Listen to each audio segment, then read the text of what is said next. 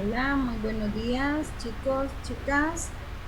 Espero que todos estén muy bien en este día. Ya vamos a dar inicio con la clase de literatura. Bien, buenos días a todos los que se han incorporado a la clase. Este día vamos a continuar con la formación y expansión del castellano. Vamos a hablar de esta lengua a partir del siglo X y del Renacimiento, que son los dos temas que vamos a tocar en cuanto a esta hora clase. La próxima hora clase vamos a trabajar con análisis sobre la obra Rimas de Gustavo Adolfo Bécquer. Eso lo vamos a trabajar en clase el próximo jueves. Bien, para iniciar con nuestra clase, recordemos que tenemos el contenido socioemocional. En este día y así en toda la semana, nosotros vamos a estar hablando sobre la comunicación asertiva. Para ello, les pregunto, ¿quién sabe qué es comunicarse asertivamente? ¿Quién me quiere decir?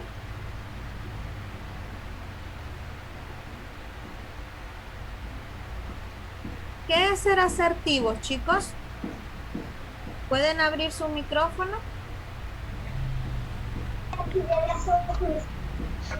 Buenos días.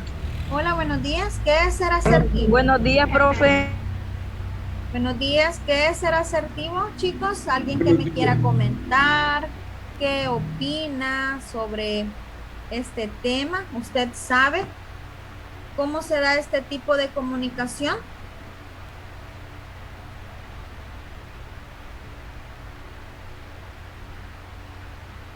Comunicarse con los demás. Comunicarse con los demás. Muy bien. Cuando nos dicen, es que fuiste asertivo en lo que hiciste, ¿qué nos querrán decir? ¿Qué será? Que hicimos Que las lo hicimos cosas correctamente. excelente, que lo hicimos correctamente, ¿verdad? De acuerdo.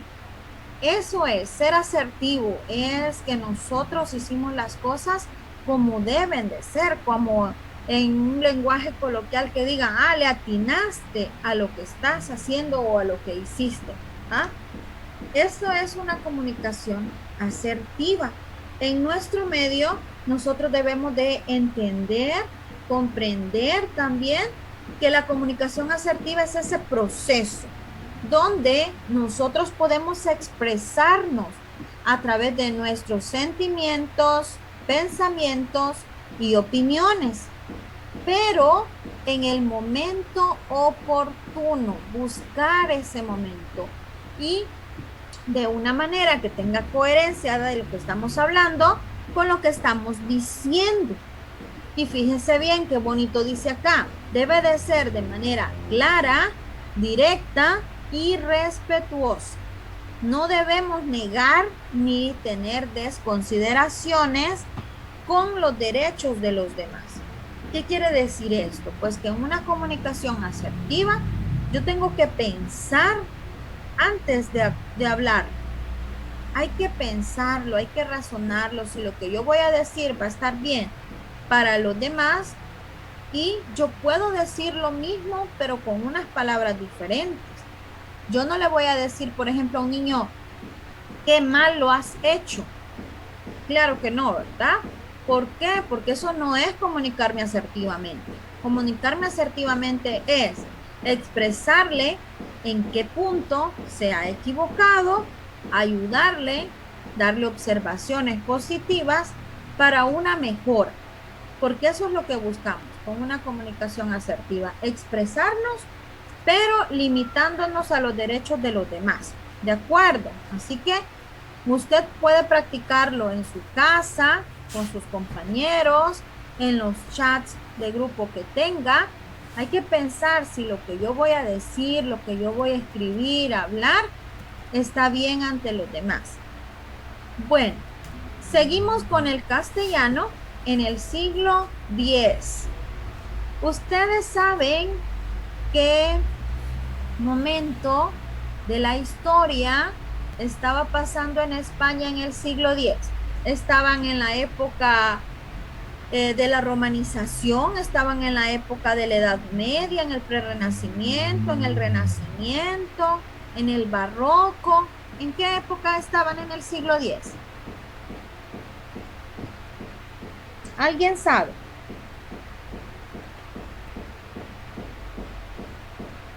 ¿Sí o no, chicos? No, Hola, no los escucho. el Renacimiento será.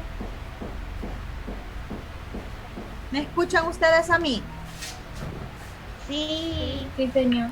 Sí, señor. Ah, vaya, sí, ya me había preocupado porque no los escucho.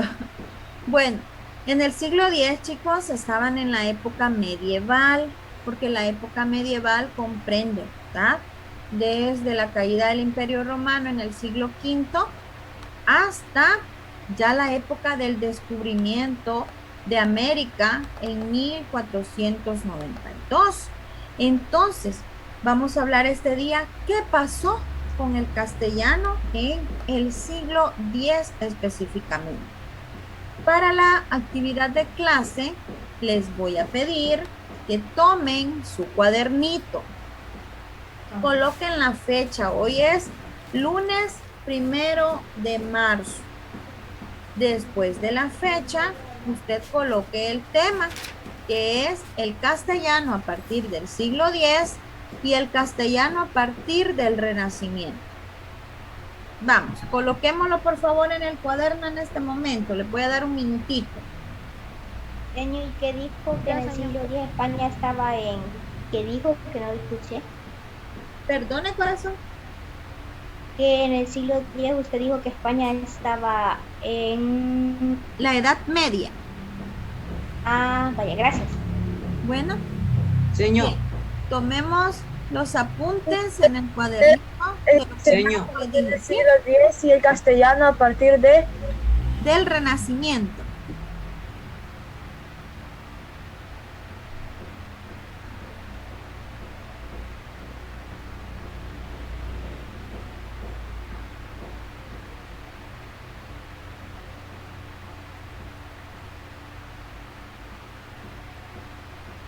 Bueno, voy a seguir, ¿verdad? Permítame.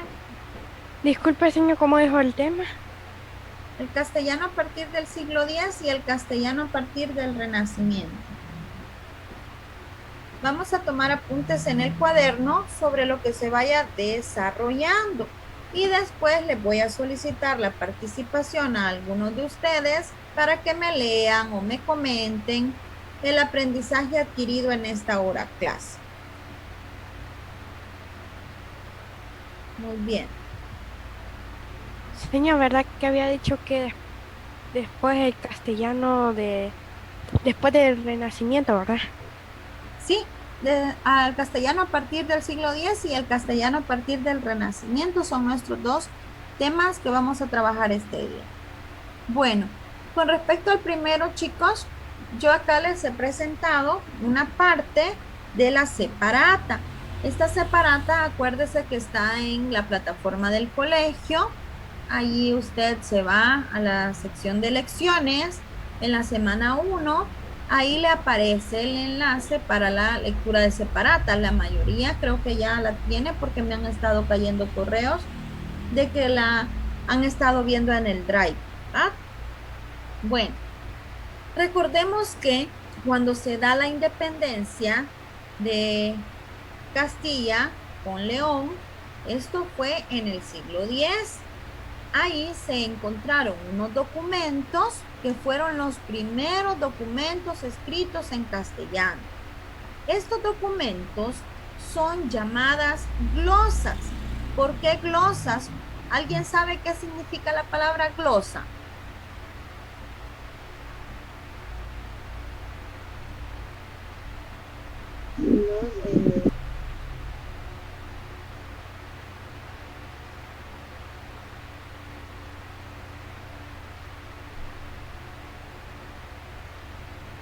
¿Alguien sabe, chicos? Una nota breve. Una nota breve, excelente. La glosa viene de la palabra, ¿verdad? Que es como glosario. Acuérdese que cuando nosotros hacemos un glosario, Es porque tenemos una palabra y luego buscamos en el diccionario el significado de esa palabra porque no sabemos su significado. Entonces, Disculpe, señor. ¿sí? ¿Qué había dicho? Porque se me está cortando mucho su voz. Ah, ¿en serio? Perdón, Sí. quizás el internet está malo en este momento, pero les había dicho que las glosas son los primeros documentos escritos en castellano. La palabra glosa significa de difícil definición. Coloquemos ahí en el cuadernito. Glosa de difícil definición. Con ello, pues, Señor. ¿sí? Me espera para volver a ingresar porque quizás tal vez se me quite el problema si me salgo. Vaya corazón, está bien. ¿Los demás me escuchan bien o me escuchan cortado? Yo les escucho Bien, cortado. señor. Escucho bien, señor. Ah, bueno. Sí, entonces no sé. ¿Cómo era, señor? ¿Glosas? Las glosas significa de difícil definición, la palabra glosas. Entonces, en el siglo X aparecieron, chicos, estos documentos, que son los primeros documentos escritos en castellano. Son las glosas emilianenses y silenses. ¿Alguien sabrá por qué se llaman de esta manera? ¿Por qué se les llamará glosas ¿Cómo? ¿Qué significaba glosas? Le había dicho. de difícil definición? Se llaman glosas emilianenses porque fueron encontradas en el monasterio de San Milán de la Cogolla, y glosas silenses porque se encontraron en el monasterio de Silos. ¿Ya Señor, anotaron ¿usted ha eso? dicho que eran glosas? Vale, vamos a anotar en el cuaderno. De Glosas, difícil definición. excelente, sí. Y glosas emilianenses se llaman así porque fueron encontradas en el monasterio de San Milán de la Cogolla.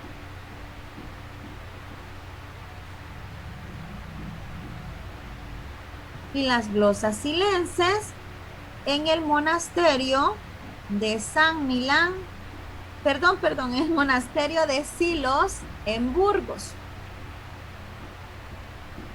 Muy bien, ¿ustedes saben qué es un monasterio?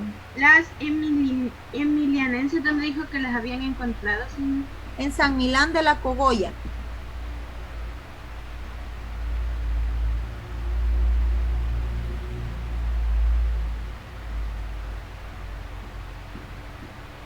¿Y dónde fueron encontradas ¿Dónde había dicho las las emelinenses? glosas silicenses?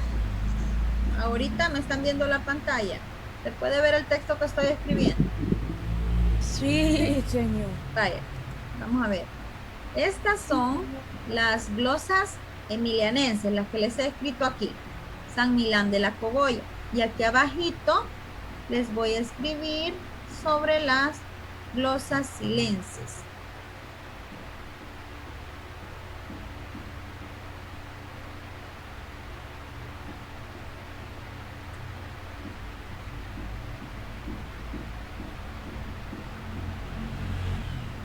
Muy bien.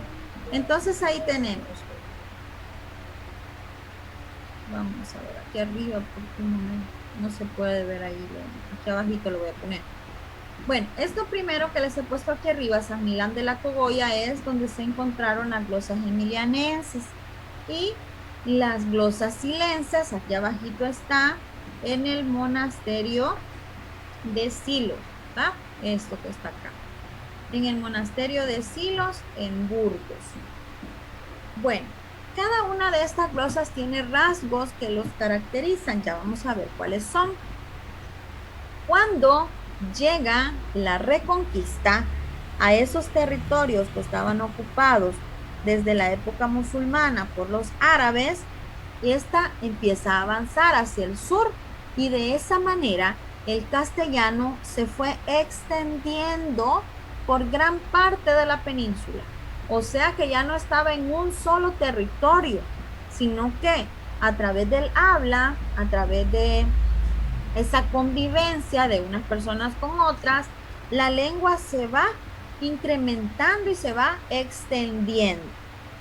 Ya cuando llega el siglo XIII, que estaba el rey Alfonso X el Sabio en el poder, se empieza a ver que aquello que tiene que ver con el lenguaje, o con la lengua, mejor dicho, se estudia bastante, se le da un enriquecimiento lingüístico y se traducen y se escriben a esta lengua, al castellano, las obras que estaban escritas en una lengua diferente, entre estas de tema histórico, científico, jurídico, en un lugar llamado la Escuela de Traductores de Toledo. En esta Escuela de Traductores de Toledo habían judíos, habían cristianos, también habían musulmanes, habían personas de diferentes religiones, ¿verdad? De hebrea también, donde ellos se encargaban, como cada quien tenía una lengua y cada quien podía tener un conocimiento diferente, entonces a través de cada uno de ellos se fue estudiando y se fueron traduciendo estas obras que en un principio estaban en una lengua muy diferente.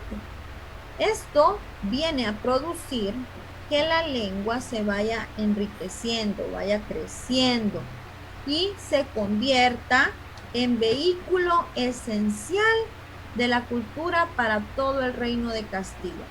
¿Gracias a quién? Pues al patrocinio del rey Alfonso X el Sabio. Él fue, ¿verdad?, este personaje histórico muy famoso, que con él pues se da pie a ello. Tenemos acá también, chicos, que las glosas, permítanme, voy a quitar esto. Está por acá. Las anotaciones las voy a ir quitando para que ya no les aparezcan. Bien, que las glosas emilianenses eran pequeñas anotaciones que se hacían en varias lenguas sobre lo que se estaba estudiando y eran manuscritas, o sea, escritas a mano en los textos. También podíamos encontrar glosas con diferente lenguaje. Permítame aquí atrás, vamos a retroceder. ¿Alguien iba a hablar? ¿Verdad que los monjes eran los encargados de escribir ¿Hola? las glosas, verdad? Los monjes eran los encargados de escribir las glosas. ¿Quiénes eran los encargados? De escribir las glosas eran los monjes, ¿verdad? Sí, Eran los monjes en los monasterios, si no mal recuerdo. Excelente, sí. Eran los monjes copistas, como se le llamaban, que vamos a ver en la siguiente diapositiva. Acá dice la intención. Pero las glosas, señor, las glosas va que eran las que estaban escritas en castellano. Sí, es que el texto, por ejemplo, podía estar en una lengua diferente, pero entre líneas o en los márgenes de las páginas se escribía ya su significado, para poder así comprender aquellas palabras que en su momento no se comprendían. Por eso acá dice que esa era la intención del monje. Aquí, chicos, podemos ver un ejemplo, ¿verdad?, sobre la glosa. Si usted se fija, es como, por ejemplo, cuando nosotros estamos aprendiendo un segundo idioma, el inglés, que es el más común. Nosotros tenemos un texto en inglés y hay palabras que conocemos y hay palabras que desconocemos. Entonces lo que nosotros muchas veces hacemos es colocar así arriba de la palabra o a un lado el significado en español para que podamos después comprender mejor el texto. Entonces acá, si usted se fija donde está marcado, pues ya se pueden ver algunas anotaciones de estos primeros documentos escritos en castellano. Yo ni siquiera sé qué dice, señor. Sí, no, o sea, nosotros no lo podemos comprender, ¿verdad? Pero los estudiosos del momento, claro que sí.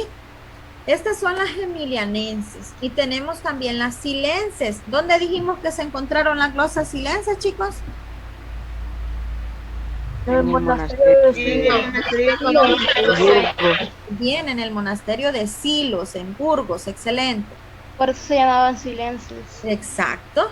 Fueron realizadas también por copistas medievales, o sea, de la Edad Media, donde en los márgenes de un códice en latín, dice, que se hallaba en el monasterio de Santo Domingo de Silos.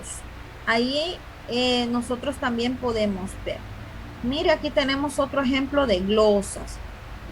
No podemos tal vez distinguir, como me dicen, qué dice el texto, ¿verdad? Pero, Abrir la voz, bla, bla, bla, bla.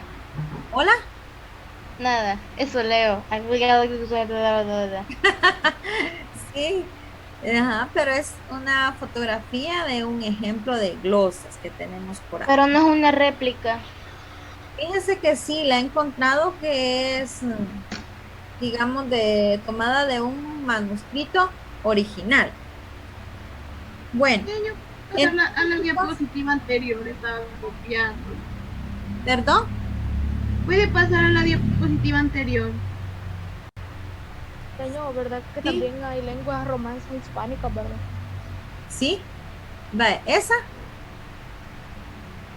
diapositiva, corazón. No, señor, donde estaba glosa silencio, son comentarios de lenguas romances. Vamos a ver, permítame. Es un poquito lento esto de la diapositiva. Uy, no me quiere pasar para atrás. No me deja dar la opción ya. Esa es, creo, señor. Sí. ¿Qué es lo que necesitaba copiar? Me dijo, perdóneme. Que estábamos diciendo, acuérdese, copien el cuadernito que las glosas milianenses fueron encontradas en el monasterio de San Milán de la Cogolla y las glosas silenses en el monasterio de Silos en Burgos.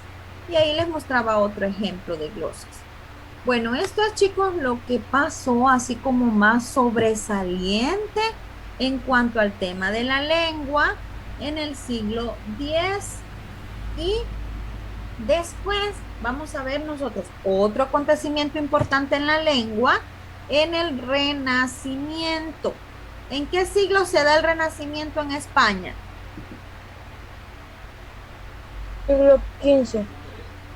Muy bien, a partir del siglo XV se dice que ya es la transición entre la Edad Media y el Renacimiento.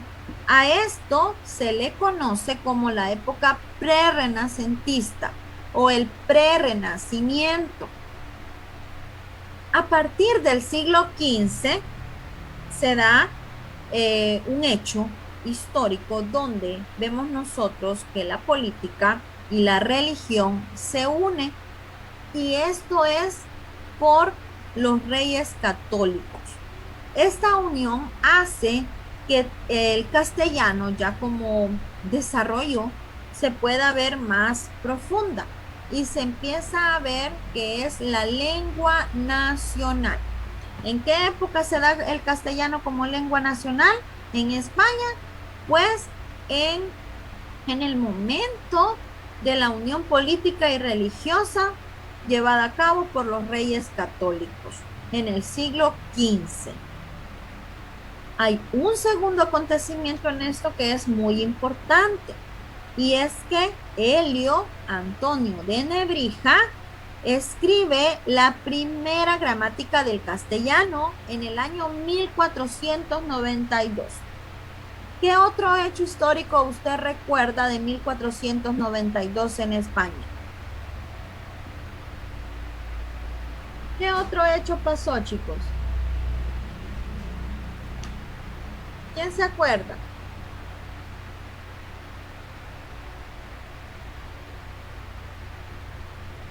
Nadie. ¿En qué año se da el descubrimiento de América?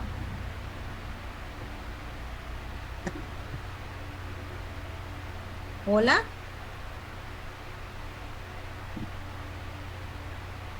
¿Me escuchan, chicos?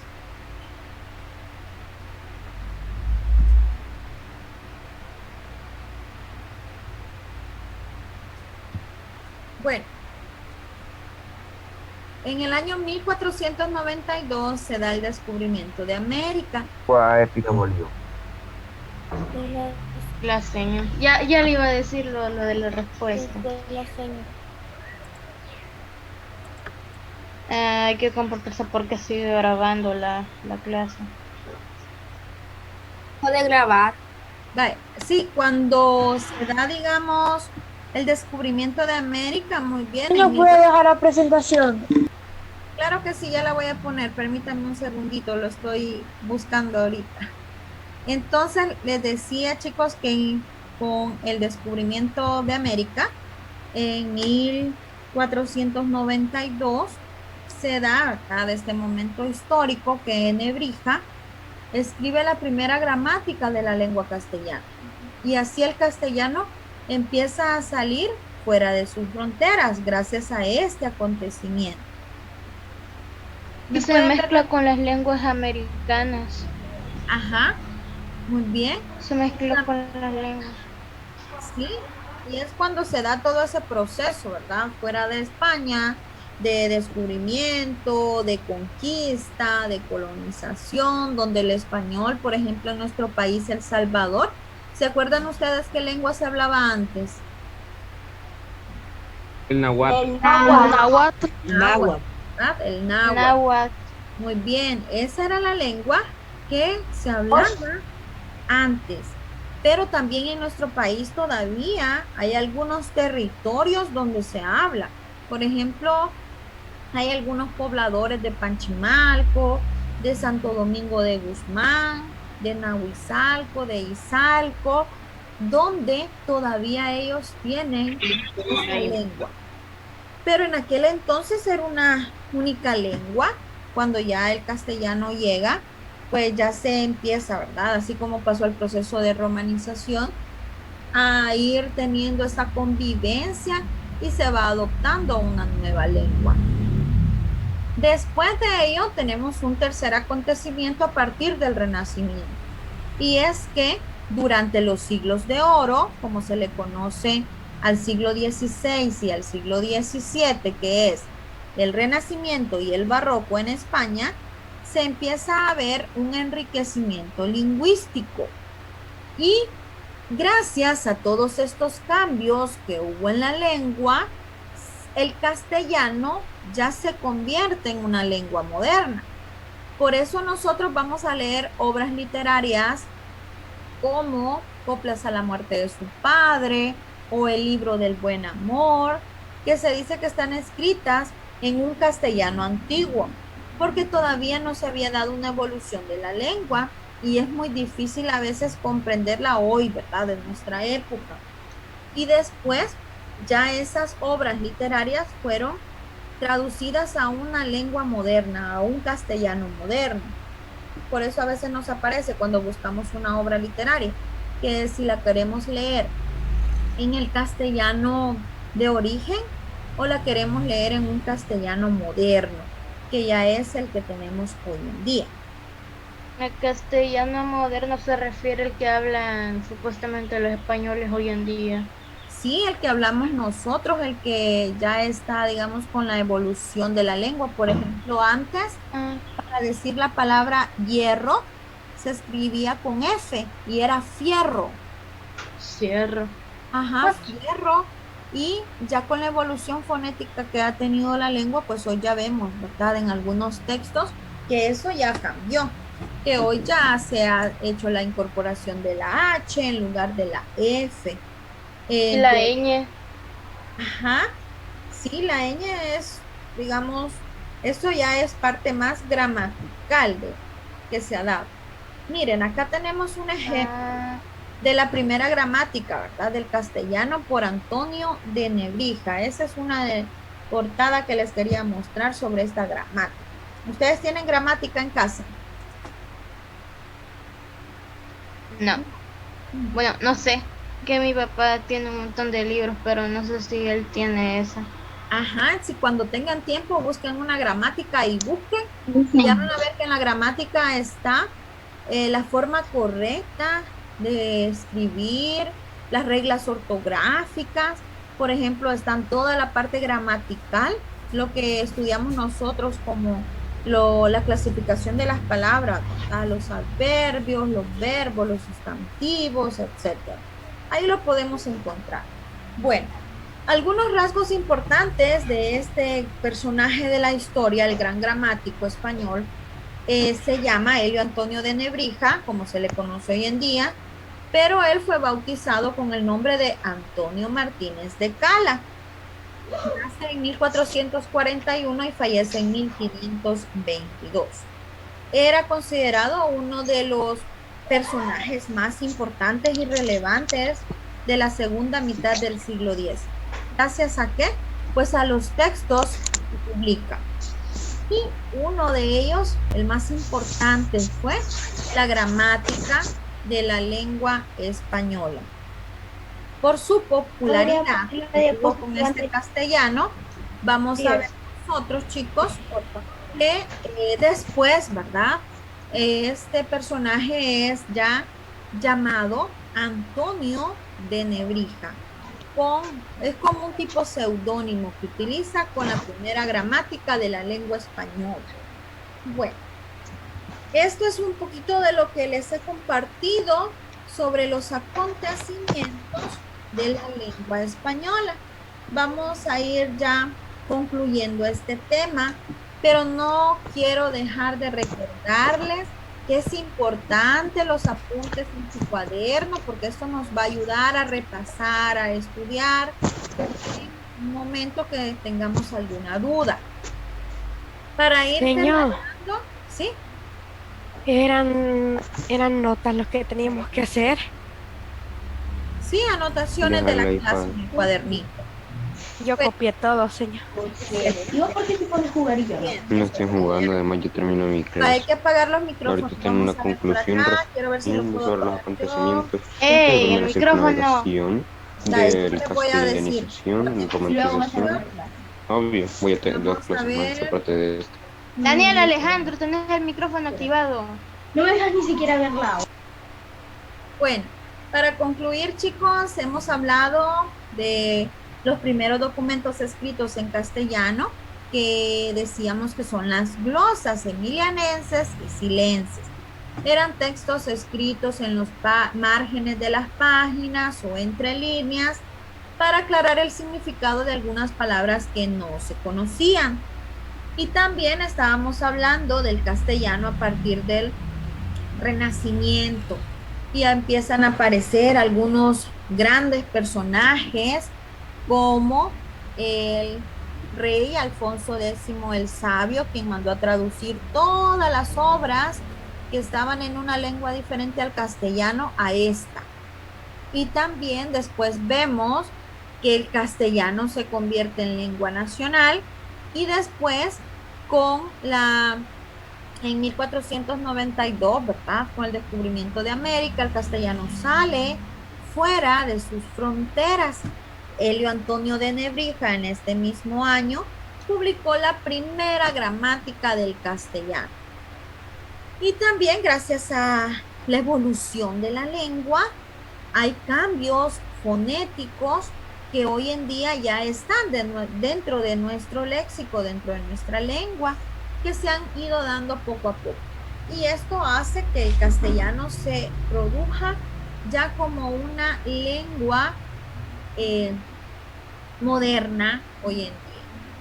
Bueno, chicos, si hay alguna duda o pregunta, la pueden hacer, ¿verdad? También les recuerdo la siguiente clase, los que tengan por ahí a la mano la obra Rimas de Gustavo Adolfo Bécquer, la pueden tener porque vamos a leer. Les voy a pedir a ustedes que lean algunos de esos versos y nos puedan compartir qué es. ¿Podría volver a repetir el nombre de la obra, por favor? ¿Alguna pregunta o dudas, chicos? ¿Podría repetirme el nombre de la obra, por favor, señor? ¿El nombre de la obra? Sí. Es Rimas de Gustavo Adolfo Bécquer. Esa también, si usted no la encuentra, aunque en internet está y se encuentra. Yo la tengo aquí a la mano. La pueden buscar en la plataforma del colegio. Ahí se las he colocado. Se van al apartado de lecciones en la semana 1. Ahí aparece el enlace para leer la obra. Señor, yo la tengo aquí a la mano. Ah, qué bien. Sí, la próxima clase hay que tenerla porque vamos a leer unos poemitas de ella. Bueno, pero chicos. ¿desde dónde se comienza a leer? Porque me confundí. Rimas.